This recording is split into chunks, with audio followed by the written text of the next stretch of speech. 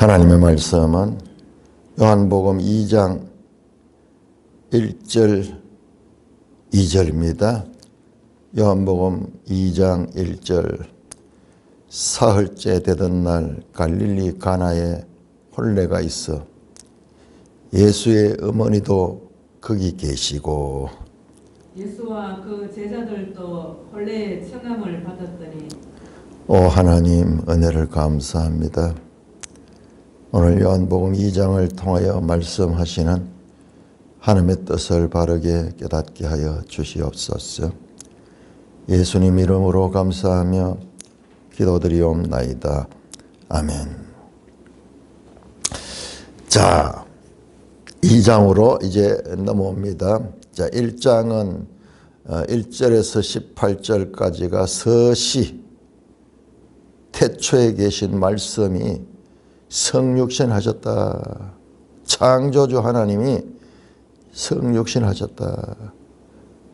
그것을 세례 요한을 통하여 소개하였고, 그 다음에 1장 19절에서 51절까지입니까? 1장 51절까지, 19절에서 51절까지는 먼저 세례 요한이 그 예수님을 증거하는 내용, 다음에 이제 세례 요한의 제자들로 시작됐던 안드레, 아마 익명으로 나오는 한 제자는 지금 이 요한복음을 기록한 사도 요한이었을 것입니다. 그리고 베드로, 그리고 빌립, 그리고 나다나엘이 예수님의 제자가 되어서 예수님을 따르는, 특별히 나다나엘은 예수님을 하나님의 아들이요 이스라엘의 왕으로 고백하며 그에게는 앞으로 큰 일을 보게 될 것이다 말씀을 했는데, 자, 오늘 이 말씀이 갈릴리 가나에서 일어난 사건입니다. 그래서 갈릴리 가나는 바로 1장 마지막 단락에 나왔던 나다나엘의 고향이, 나다나엘이 살고 있는 곳이 이 갈릴리 가나였어요. 이 요한복음 21장 2절에 보면은 그 나다나엘이 딱 두 번 등장하는데, 요한복음에서 그 1장 마지막에 그 나다나엘, 그리고 21장 2절에 나다나엘, 거기에 정체가 드러납니다. 갈릴리 가나인. 자, 그렇다면은, 자, 2장은 1장의 나다나엘 사건과 연결이 되어 있다 뿐만 아니라 1장에서 예수님께서 내가 너를 무화과나무 아래서 보았다 함으로 믿느냐, 49절이죠. 이보다 더 큰 일을 보리라. 더 큰 일이 이제 보여지기 시작하는 겁니다. 보여지기 시작합니다. 자, 그것이 오늘 본문에서 나오는 이 가나의 혼인잔치에 일어난 기적사건. 그런데 굳이 이 사건을 기적이라고 하지 않고 표적이라고 한 이유가 있습니다. 기적은 그 똑같은 기적이에요. 기적인데 기적은 기적 그 자체가 중심이 되고, 표적은 그 기적을 통해서 나타내고자 하는 그와 같은 것이 있다. 영어로 이게 사인을 보면은, 사인이 뭡니까? 사인 자체가 목적이 아니라 사인을 했는 사람을 나타내는 거죠. 그렇다면은 이 가나 혼인잔치는 그 예수님의 사인이에요. 사인. 그러면 뭐냐? 예수님이 하나님의 아들이시라는 것을 드러내는 사건 자체가 하나의 예수님을 드러내는 사인이다. 라는 것을 볼 수 있습니다. 자, 그래서 1장과 2장이 전혀 딴 사건 같지만은 이와 같은 장소적인 측면에서 나다나엘 이 말씀과도 이렇게 연결이 되고 있다. 그래서 요한복음 장들을 자세히 보면은 그런 연결성을 가지고 있는 것을 보게 됩니다.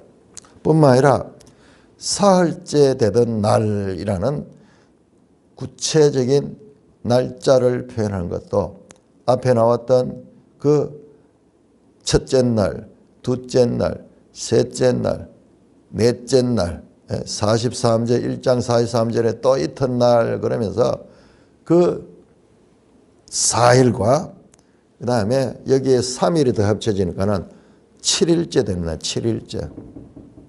세 번의 이튿날 1장 29절, 35절, 43절 그 이튿날이면은 원래 그 앞에 나오는 날이 하나 있었기 때문에 이튿날이 세 번이면은 4일이잖아요. 4일. 그런데 지금 사흘째 되니까 7일이 됩니다. 태초에로 시작한 창세기에서 7일째 되는 날 창조가 완성되고 안식이 임했듯이 태초에로 시작한 요한복음에서 7일째 다른 날에 예수님께서 영광을 받으십니다. 영광을 받으다. 이 표적을 통하여서 영광을 받으십니다. 어떤 내용인가? 자, 그래서 혼례잔치에 참여하시는 내용입니다. 자, 이제 2장부터 4장까지는 우리 앞에서 제가 말씀드렸죠. 유대인과 예수님이 아주 대립적입니다. 자, 오늘 이 가나 혼인잔치도 6절에 보면 유대인의 정결 예식을 따라서 이 잔치가 행해지는 그 유대인의 아주 대표적인 문화죠. 결혼잔치는 인생에 있어서 각경에서 가장 중요한 사건입니다. 다음에 보시면요. 2장 13절에서 이후로 보면은 유대인들이 가장 중요하게 여기는 성전, 예루살렘 성전에서 일어난 사건을 다루고 있습니다. 3장에서는 유대인 지도자 니고데모를 만나서 대하는 내용들이 나옵니다. 자, 4장에서는 특별하게 유대인들이 가장 멸시하는 사마리아에서 일어나는 사건입니다. 그러니까 반유대적인 표현이죠. 유대인들과 지금 예수님이 유대 문화나 유대 절기나 이런 것들과 이제 충돌을 일으키는데 유대인들이 가장 상종치 아니하는 4장 9절에 보면은 이는 유대인이 사마리아인과 상종하지 아니함이라. 근데 오히려 역행해서 사마리아를 찾아가는 행동 자체도 반유대적인 행동입니다. 자, 그 다음에 5장에 가보세요. 5장 1절에 보면은 5장 유대인의 명절. 자, 5장 이후는 주로 유대인의 절기들과 관계되는 겁니다. 5장 1절에 47일은 안식일이 나오고요. 안식일.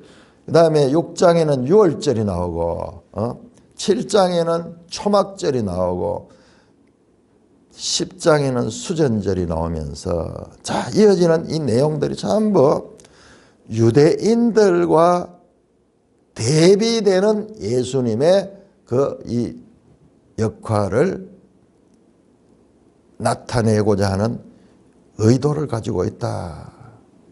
자, 유대교는 뭡니까? 구약을 중심으로 율법주의적인 그와 같은 전통을 수호하고자 하는 대표적인 인물들이 바리새인들이죠. 바리새인들. 근데 그 유대교적인 그 전통과 예수님이 충돌을 일으키는 겁니다. 아니, 오늘 본문에 보니까는 그냥 잔칫날에 있었는데 이게 무슨 충돌인가? 그러니까 여기에 깊은 암시적인 메시지가 담겨 있다는 것입니다. 그런 배경을 가지고 읽으면은 자, 3절에서 5절까지 교도가 있습니다. 3절에서 5절. 2장 3절. 포도주가 떨어진지라 예수의 어머니가 예수에게 이르되 저들에게 포도주가 없다 하니 예수께서 이르시되 여자여 나와 무슨 상관이 있나이까 내 때가 아직 이르지 아니하였나이다. 그의 어머니가 하인들에게 이르되 너희에게 무슨 말씀을 하시든지 그대로 하라 하니라. 자, 유대인들의 이 풍습을 우리가 알아야 되는데 유대인들의 결혼잔치는 7일 동안 지속이 됩니다. 사사기 14장 12절에 보면 나오는데 일주일 동안 행하는 거예요. 옛날에도 우리나라에서도 잔치가 참 대단했죠. 며칠씩 막 이렇게 가기도 합니다. 온 동네 잔치죠. 온 동네 천막을 치고 온 동네 사람들이 와가지고 축하하고 막 그러하는 그런 고단한 일상의 삶 가운데서 결혼잔치는 축제입니다. 다 새 옷 입고 그날은 일을 좀 멈추고 그렇게 먹고 마시고 즐길 수 있는 어떤 그 명절 이외에 있는 보너스와 같은 그런 절기입니다. 온 동네가 언제쯤 누구 집 아들이 장가 간다 하면서 다 온 동네가 알고 있다 기다리는 거예요. 그러면 그때 그 잔치에 필요한 물품들도 부조도 하고 그러면서 그날은 마음껏 먹고 마시면서 즐기는 날입니다. 그래서 유대인들에 있어서 가장 중요한 결혼식 연회에 포도주가 떨어졌는 거예요. 우리로 치면은 막걸리가 떨어졌어요. 잔치집에 술이 떨어지면은 어떻게 돼요? 그날은 돼지도 한 마리 잡고 막 이래가지고 그날은 마음껏 먹는데 심지어는 동네에 멀리 있는 거지들도 누구 집에 언제 잔치를 한다 하는 걸 다 알고 있는 거예요. 그래서 하루는 이 마을에 가서 얻어먹고 하루는 또 온 거지들도 잔치날이에요. 그런데 그 잔치날에 포도주가 떨어졌다. 포도주는 유대인들에 있어가지고는 이게 꼭 술이라기보다도 음료수에 가까운 그런 것입니다. 이것은 우리 잔치날에 막걸리 떨어지는 거하고 비교할 수가 없어요. 큰 사건입니다. 잔치를 망치게 되는 주인에게는 엄청난 불명예를 끼칠 수 있는 위기였습니다. 어릴 적에 제가 들어보면은 어머니 아버지 이야기하는 거 보면 잔치집 갔다 오잖아요. 그 바쁜 장사하시면서도 또 잔치에는 또 갔다 오신다. 어떻게 시간을 내가지고 갔다 와서 하는 이야기가 오늘 그 집에 음식이 어땠는고. 아버지만 가고 어머니는 못 갔으면은 묻는 거예요. 오늘 음식이 어땠나. 오늘 음식이 맛있었다. 아이고 먹을 것도 없고 그렇더라. 그 평가를 하잖아요. 그 집에. 그러니까 그 잔치를 베푸는 그 주인 입장에서는 어떻게 하든지 이 정성껏 그리고 다른 사람들에게 평판이 나쁘지 않도록 불명예를 끼치지 않도록 자신의 자존심이 가문의 자존심이 갈린 거예요. 그 친척들도 다 살잖아요. 그러니까는 그 가문의 자존심이 걸린 것이 이런 잔치입니다. 우리가 이 손님을 대접해 보면은 신경 쓰이잖아요. 손님들이 집에 왔다 그러면 요즘은 잘 오지 않지만은 그런 게 문화가 없어졌지만 그런 식당을 가더라도 어느 식당을 택하느냐 그 식당의 서비스가 좋고 음식이 좋으냐 거기에 따라서 또 평가가 나오죠.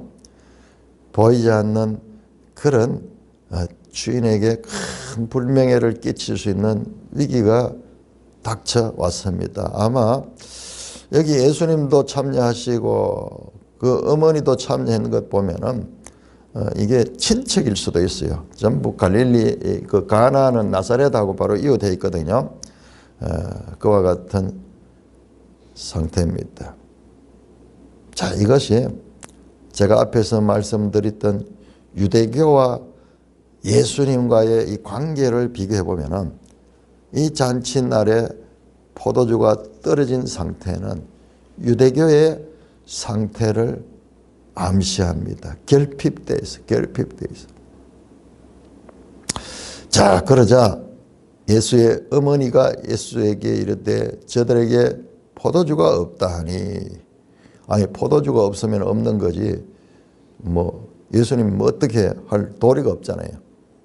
그런데 그 어머니가 예수님에게 포도주를 좀 제공해줘라 하는 이런 암시가 들어있잖아요. 아니 예수님이 무슨 능력이 있어서 그 어머니가 아는 것 같아요. 그러자 예수님께서 퉁명스럽게 말합니다. 여자여 나와 무슨 상관이 있나이까 내 때가 아직 이르지 아니하였나이다. 예수님은 자, 이 요한복음의 아주 중요한 그 이 표현 자체가 이 때라는 거예요. 때가 아주 계속 이어집니다. 이 집에 포도주 떨어진 것이 나와 무슨 상관이 있습니까? 내 때가 아직 이르지 않았다. 그런데 지금 이 대화가 보면요. 그의 어머니가 하인들에게 너희에게 무슨 말씀 하시든지 그대로 하라. 좀 대화가 조금 동문서답 같죠. 포도주가 없다 하니 예수님이 내하고 무슨 상관이 있습니까? 내 때가 아닙니다. 그렇기는 또 하인들에게 어머니가 무엇이든지 말씀하시든지 그대로 해라. 아들이 말씀하는 대로 그대로 해라. 그렇게 하니까 또 그대로 행하네요. 자, 요한복음에 아주 또 독특한 특징 가운데 하나가 대화 가운데서 동문서답 같지만은 또 무슨 일은 돼요. 앞에서도 나왔잖아요. 너희가 무엇을 구하느냐 예수님께서 물으니까 제자들 따라올 때 무엇을 구하느냐 하기는 주여 어디 계십니까? 무엇을 구하느냐 그러니까 랍비여 어디 계십니까? 무엇을 구하여 묻는데 어디 계십니까? 대답하죠. 뒤에도 이런 동문서답 같은 이야기들이 많이 나옵니다. 아주 요한복음의 아주 특징적인, 그래서 요한복음이 그런 것 때문에도 더 조금 이상하잖아요. 좀 이상한 것 때문에도 우리에게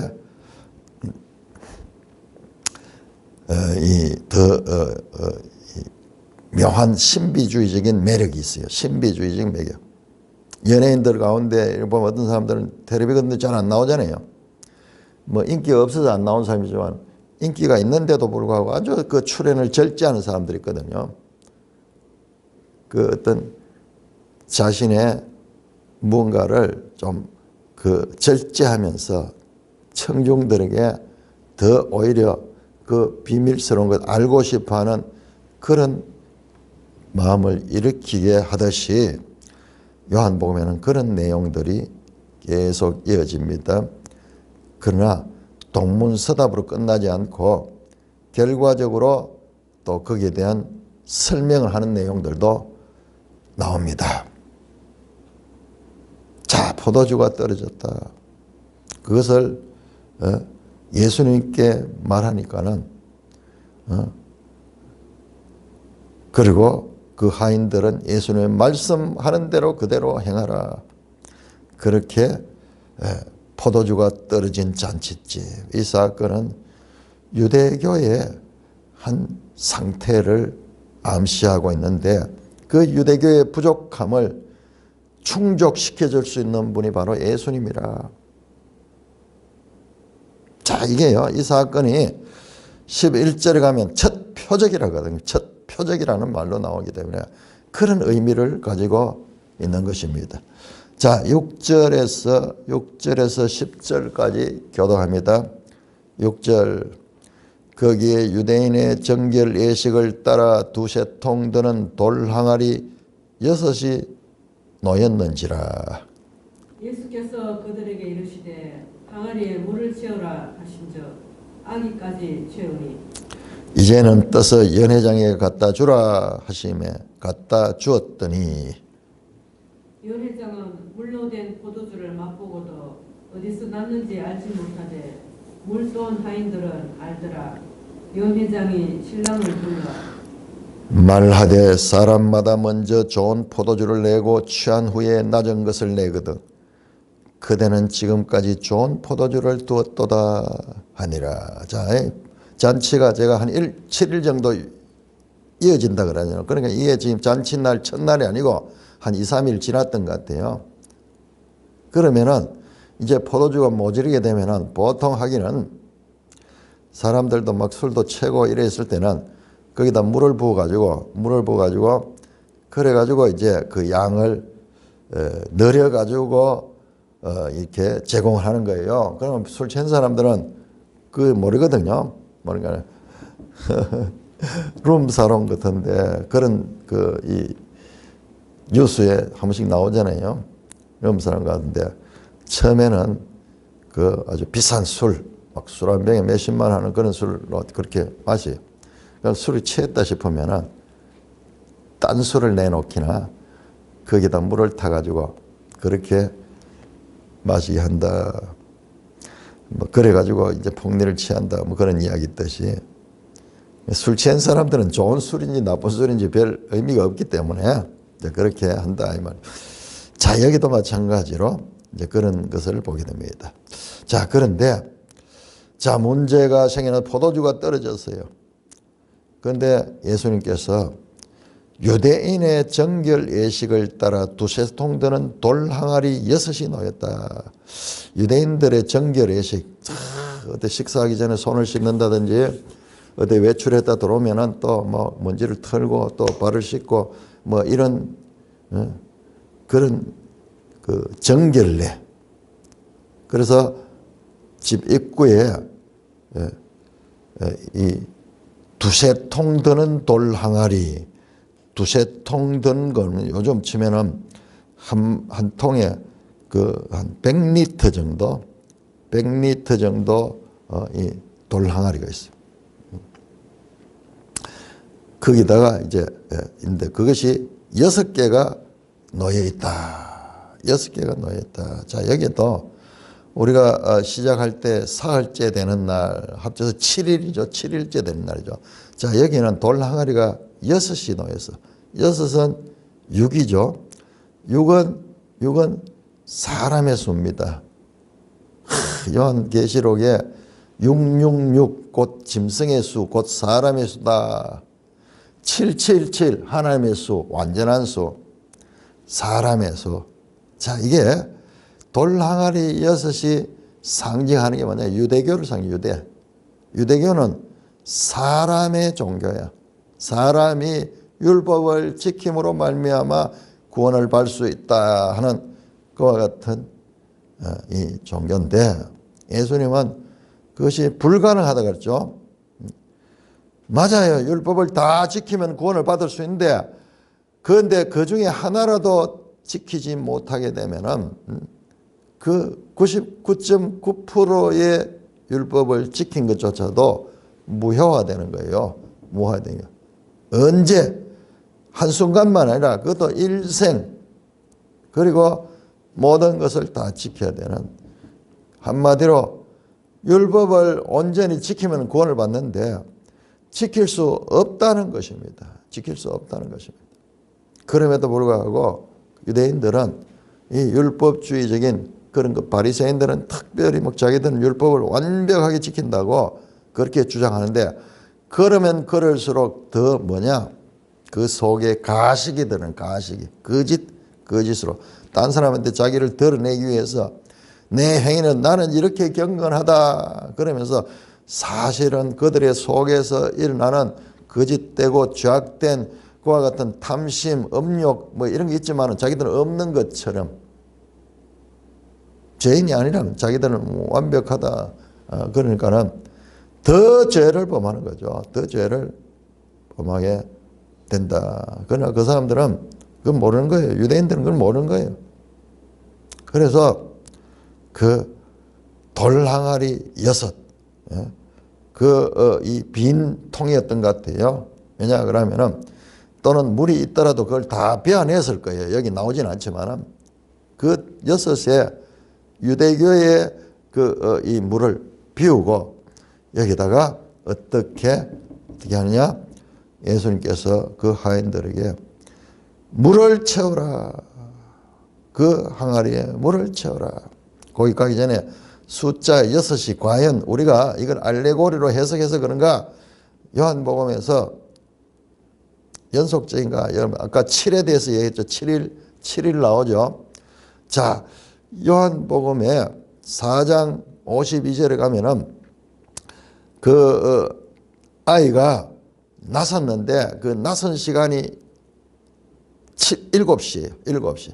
뿐만 아니라 요한복음에는 에고에미 내가 생명이다. 내가 그다. 내가 부활이다. 예수님이 자기 정체를 드러내는 그 에고에이미가 7번 나와요. 7번. 뿐만 아니라 오늘도 여기에 첫 표적이 나오지만은 첫 표적이라는 말은 이제 두째 표적, 셋째 표적도 있다는 거죠. 표적이 7표적이 나옵니다. 7이 계속 나와요. 7이. 7. 그리고 6이 또 계속 나오는데 자, 지금 나오는 이 6도 나오죠. 4장 6절을 한번 봅시다.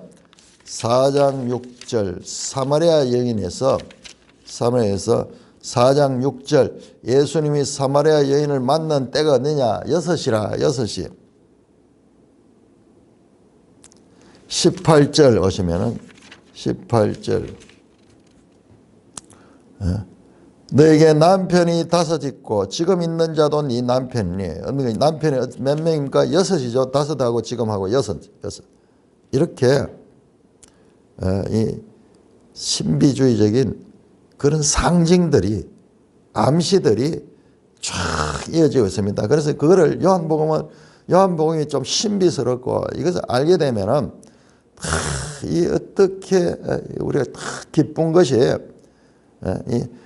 이런 암시들이 깔려 있다. 자, 6 돌항을다 예수님께서 말씀하십니다. 말씀한 대로 해라 했잖아요. 하인들에게 어머니가. 그러니까는 예수님이 항아리에 물을 채우라니. 아기까지 채웠다. 꽉 채웠습니다. 물을 채우라 하니까는 의심하지 않고 또 토대 달지 않고 아니 그거다 물 채워가지고 어떻게 포도주 됩니까? 그냥 순종했어요. 그러니까 이제는 떠서 연회장에 갖다 주라 하심에 갖다 주었다. 하인들은 시키는 대로 그렇게 했습니다. 자, 연회장이 이제 이 나중에 나온 이 포도주 물로 된 포도주를 맛보고는 감탄한 거예요. 어디서 났는지 알지 못했다. 오이다. 자, 연회장은 이 전체 잔치를 주관하는 그런 감독적인 그런 역할을 하는 사람인데, 포도주를 나중에 가져왔는 포도주를 보니까는 상품 포도주야. 알지 못했다. 그러나 물돈 하인들은 알았다. 여기에 단어가 오이다. 알지 못하다. 오이다. 알았다. 자, 요한복음에서 앞으로 계속 전개되면서 아주 중요한 이와 같은 이 표현이 아는 것과 알지 못하는 거예요. 아는 것과 아니야. 이미 앞에서 1장에서도 그게 나왔어요. 나는 알지 못하나. 아는 자와 알지 못하는 자. 자, 그 차이가 계속 이어지고 있습니다. 연회장은 물로 된 포도주를 맛보고 어디서 났는지 알지 못하되 예수님께로부터 나온 것인데 알지 못하되 물돈 하인들은 자기들이 직접 그게 참여했기 때문에 알았다. 연회장이 신랑을 불러 칭찬합니다. 사람마다 먼저 좋은 포도주를 내고 취한 후에는 낮은 것을 내거는 그대는 지금까지 좋은 포도주를 주었다. 아마 잔치가 7일 같으면 한 5일 정도 지났을 수도 있어요. 일부러 그때를 찾아갔는 것 같아요. 그래서 잔치 끝 무렵까지도 좋은 포도주를 주었다. 그러면서 칭찬을 합니다. 자, 이 물로 만든 포도주는 새 포도주요. 이 새 포도주는 좋은 포도주다. 좋은 포도주다라는 것을 우리가 여기서 알 수가 있습니다.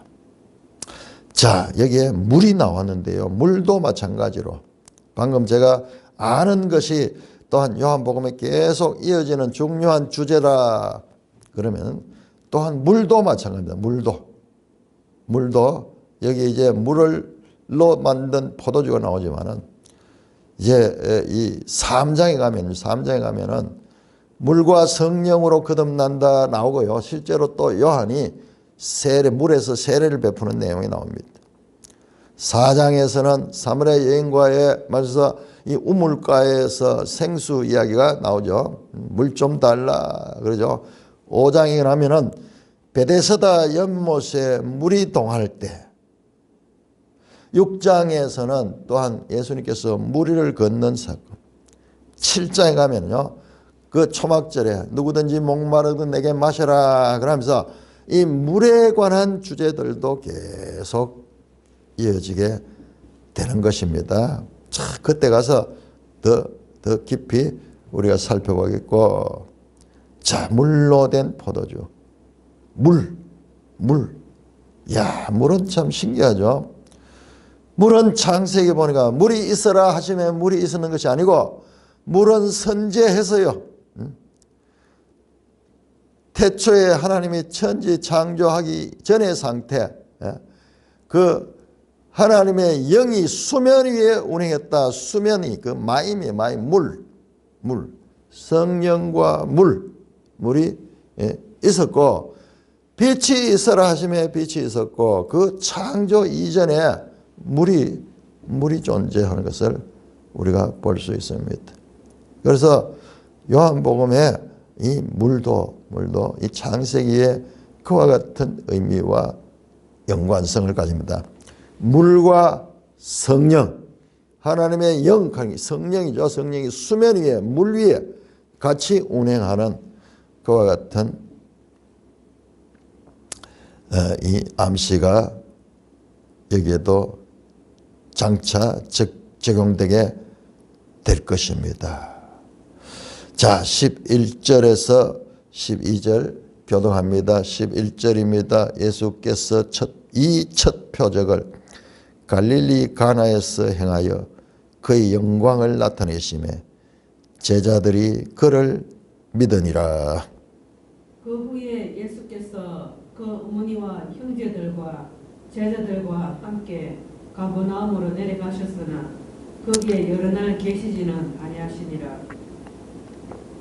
자, 예수께서 이 첫 표적을 갈릴리 가나에서 했다. 그러니까 이 잔치 사건은 그냥 잔치 사건을 모사하려고 있는 것이 아니라 예수님이 하나님의 아들이시며 또한 하나님이시다라는 것을 나타내는 표적인 것입니다. 표적. 시메이온.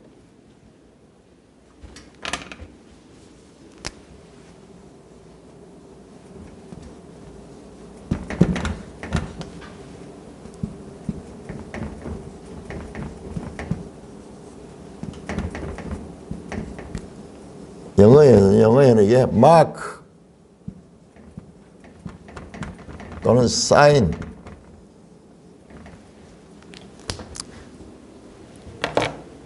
기적이라는 표현을 안 씁니다. 기적. 공간복음에는 기적이라는 표현을 썼는데 여기에서는 절제합니다. 자, 이 표적이 아주 중요합니다. 요한복음 1장에서 12장까지 7표적이 나오는데 그것이 정교하게 수많은 기적들을 행한 가운데서 요한복음에서는 그 정교하게 그 7표적만 담고 있습니다. 자, 우리 요한복음 20장 한번 보겠습니다.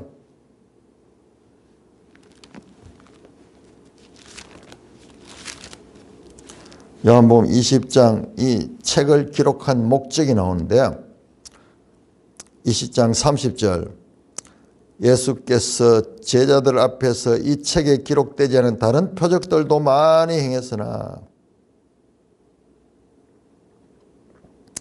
오직 이것을 기록하는 자, 여기에 여러 표적 가운데 7개를 딱 선택해가지고 이제 첫째 표적으로 이것을 하는 것은 이게 그냥 시간 순서가 아니라 고도의 그와 같은 목적을 가지고 했다는 겁니다.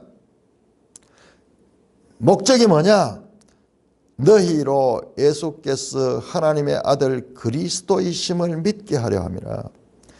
또 너희로 믿고 그 이름을 힘입어 생명을 얻게 하라. 고도로 절제된 뿐만 아니라 거기에 계산된 목적을 가지고 했다. 오늘 이 말씀대로 보세요. 그 표적을 갈릴리 가나에서 행하여 그 영광을 나타내며 제자들이 그를 믿었다.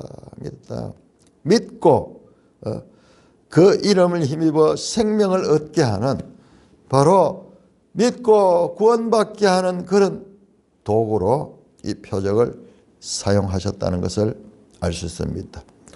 다시 한번 여기에 보니까는 1절 시작할 때도 갈릴리 가나 나왔죠.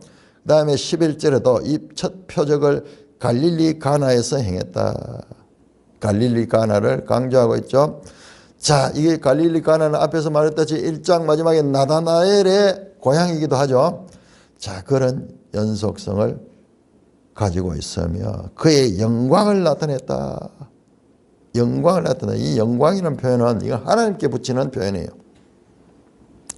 1장 14절에 보니까는 1장 14절에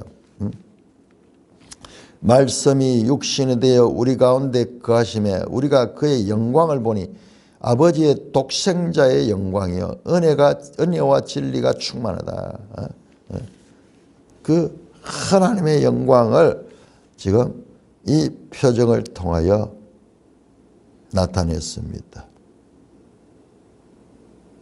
제자들이 그를 믿죠. 제자들이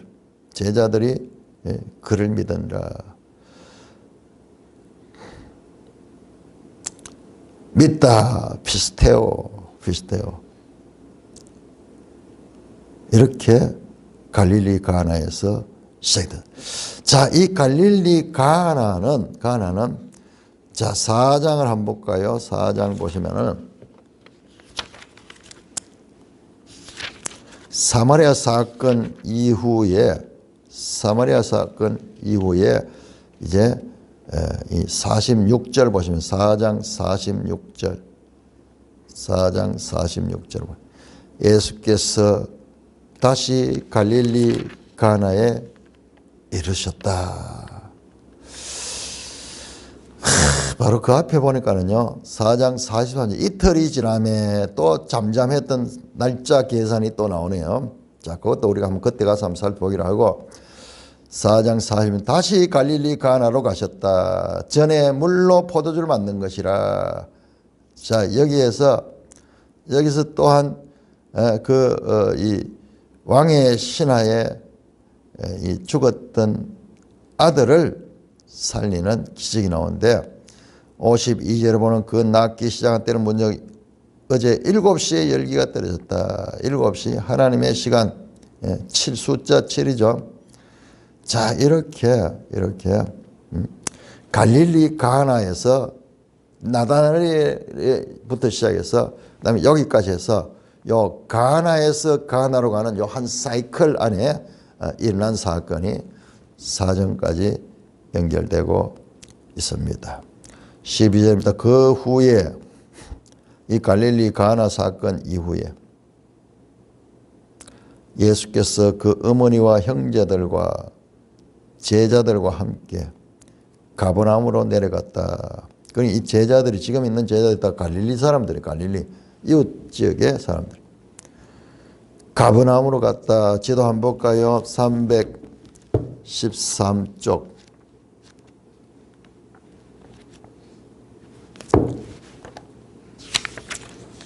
313쪽 보시면은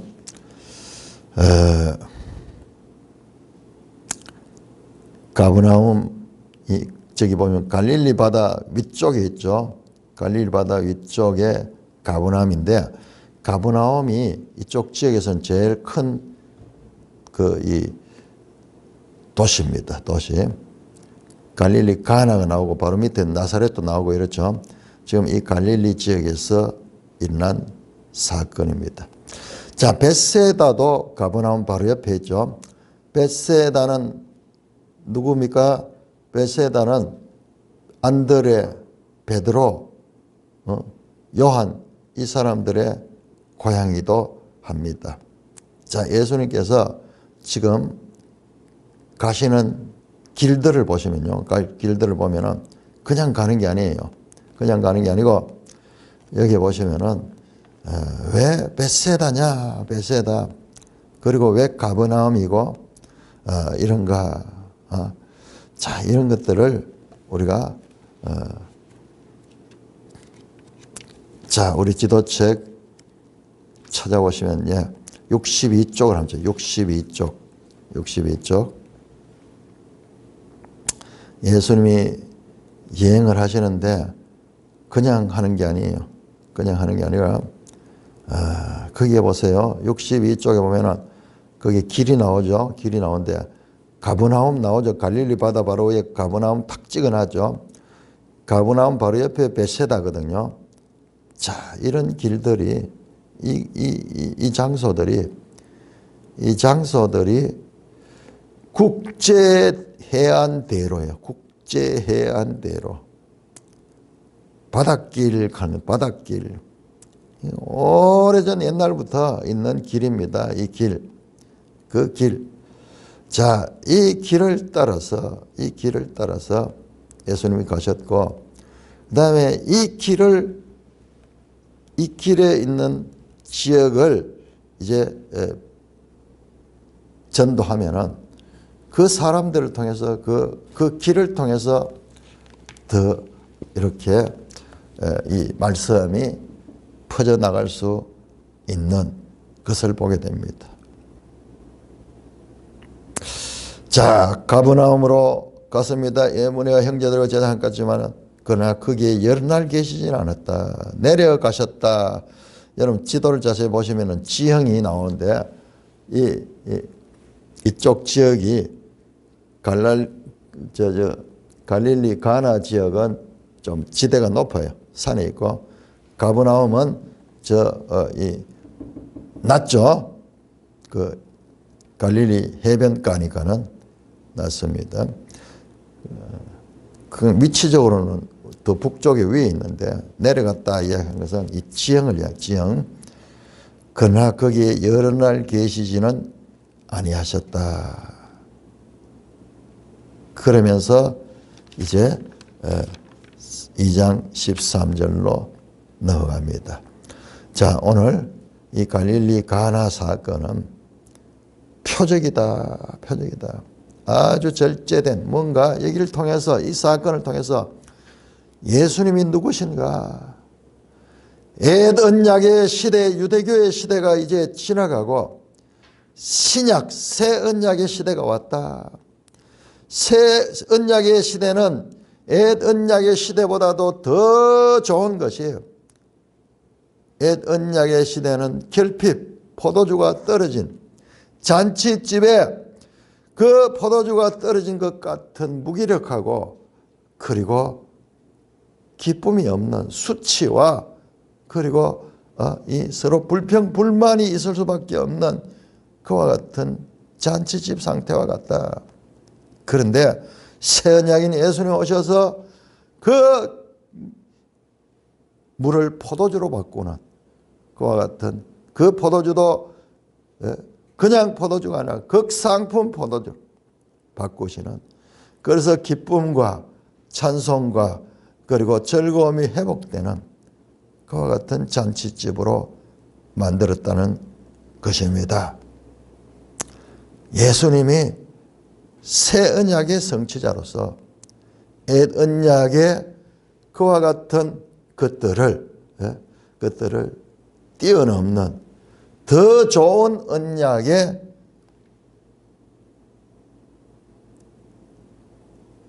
성취자로서 오셨다는 것이 갈릴리 가나 표적이 주시는 메시지가 되는 것입니다. 찬송가 289장입니다.